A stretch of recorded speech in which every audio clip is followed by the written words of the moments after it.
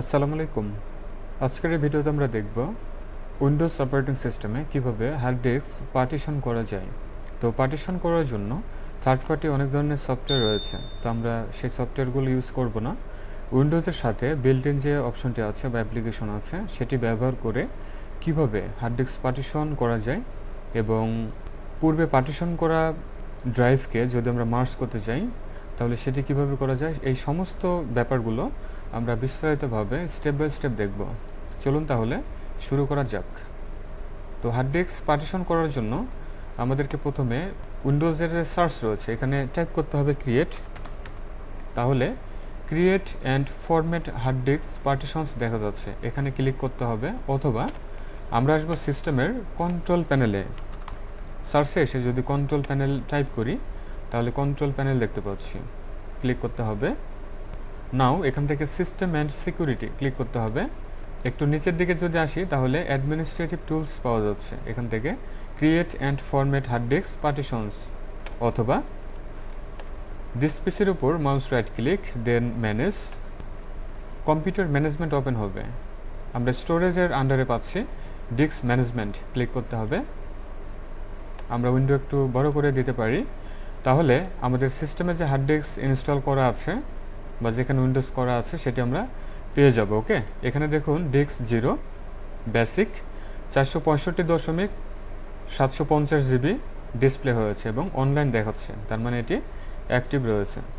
তো এখানে একটি ব্যাপার লক্ষণীয়, সেটি হলো আমার কম্পিউটারে 500 জিবি হার্ড ডিস্ক ইনস্টল করা আছে, তার জন্য 665 এখানে ডিসপ্লে হচ্ছে। ওকে, আর বাকিটুকু পার্টিশনের জন্য থাকবে না, এটি সব হার্ড ডিস্কের ক্ষেত্রেই হবে। এখন আমরা লক্ষ্য করি এখানে সি ড্রাইভ ডিসপ্লে হয়েছে, এখানে শুধু আমার উইন্ডোজ ইনস্টল করা আছে। আমি এখন চাচ্ছি এখান থেকে কিছুটা জায়গা আমি বের করে আরেকটি পার্টিশন তৈরি করব বা একটি ড্রাইভ তৈরি করব। সেক্ষেত্রে আমাদের এই ফাঁকা জায়গার যে কোনো এক জায়গায় মাউস রাইট ক্লিক করতে হবে, দেন শ্রিঙ্ক ভলিউম রয়েছে, ক্লিক করতে হবে। একটু সময় নিতে পারে এখানে, তাহলে এই ধরনের একটি উইন্ডো পরবর্তীতে ওপেন হবে। এখানে দেখা যাচ্ছে enter the amount of space to shrink in MB অর্থাৎ মেগাবাইট। ওকে, এখানে এতটুকু স্পেস আমার ফাঁকা রয়েছে, আমরা চাইলে এতটুকু স্পেসের ভিতর আরও ড্রাইভ তৈরি করতে পারবো। তো আমরা এখানে দেখতে পাচ্ছি 465.750 জিবি ডিসপ্লে হয়েছে, কিন্তু এখানে মেগাবাইট আকারে ডিসপ্লে হয়েছে। তো এটিকে আমরা বের করার জন্য একটু ক্যালকুলেশন দেখে নেব। আমরা ক্যালকুলেটর ওপেন করে নিচ্ছি, এখানে টাইপ করি 244793, এটাকে ভাগ দিতে হবে 1000 দিয়ে, তাহলে 1000 ইকুয়াল করলে আমরা 422.793 দেখতে পাচ্ছি, অর্থাৎ 422 জিবি আমরা পাচ্ছি। আমরা একটু বের হয়ে যাই এখান থেকে, আমরা ডিসপ্লেসের ভিতরে যদি প্রবেশ করি তাহলে এখানে আমরা পাচ্ছি C drive, mouse right click then properties.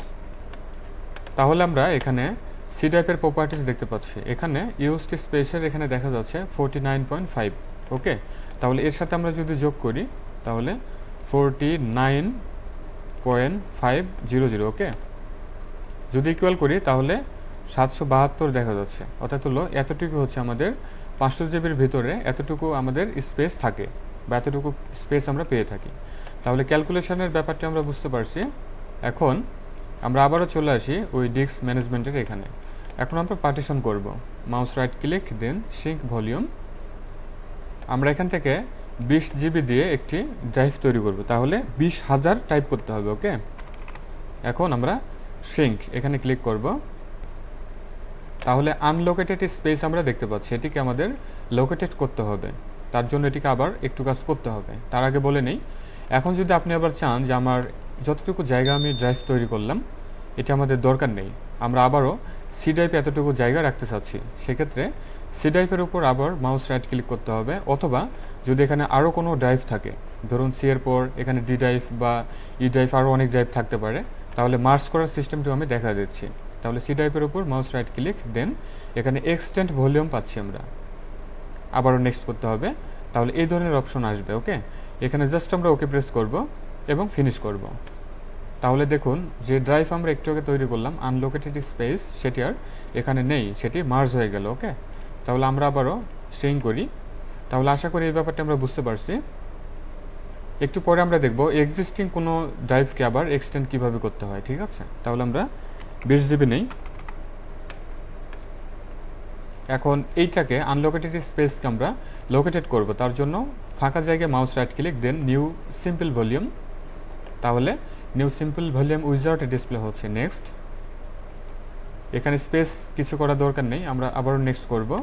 এখানে চাইলে যে assign the following drive letter, আপনি চাইলে এখান থেকে চেঞ্জ করে দিতে পারেন। আর যদি চেঞ্জ না করেন তাহলে ক্রমান্বয়ে আসতে থাকবে, অর্থাৎ বাই সিরিয়ালে উইন্ডোজ এটিকে প্রোভাইড করবে, ঠিক আছে? এখন নেক্সট, আবারও নেক্সট করব। আপনি যদি চান এখানে ভলিউমের যে কোনো একটি নেম টাইপ করে দিতে পারেন, নো প্রবলেম।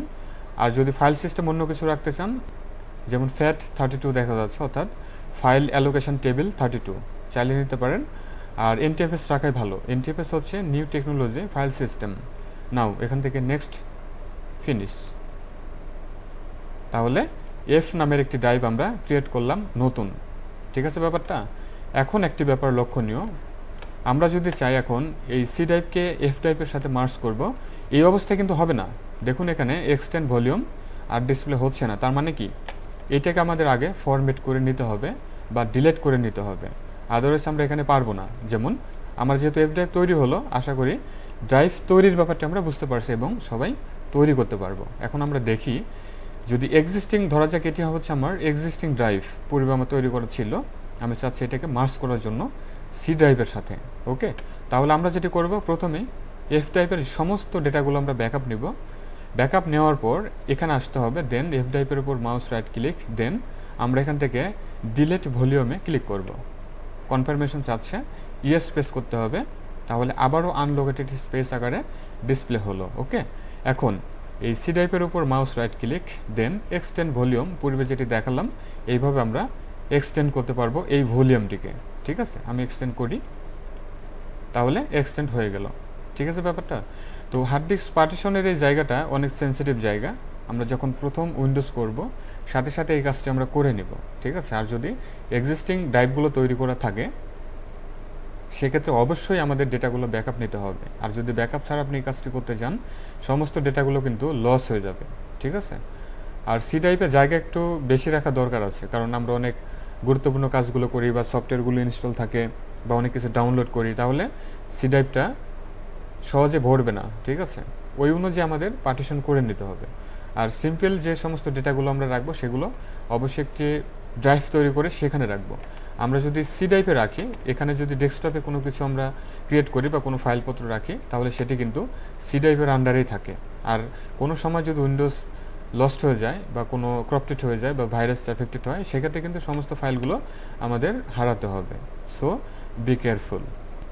তাহলে ভিউয়ার, এতটুকু ছিল আজকের এই ভিডিও। আজকের এই ভিডিওতে হার্ড ডিস্ক পার্টিশনের সমস্ত খুঁটিনাটি বিষয়গুলো দেখানো হলো। আই হোপ এটা আমাদের সবারই কাজে আসবে। আর ভিডিওটি ভালো লাগলে লাইক, কমেন্ট, শেয়ার করবেন। চ্যানেলটিকে যারা এখনও সাবস্ক্রাইব করতে পারেন নাই, প্লিজ সাবস্ক্রাইব করে সাথে থাকবেন। চ্যানেলে এ ধরনের ভালো ভালো ভিডিও দেওয়া আছে, সময় করে দেখবেন। সবাই ভালো থাকুন, সুস্থ থাকুন। Thanks for watching.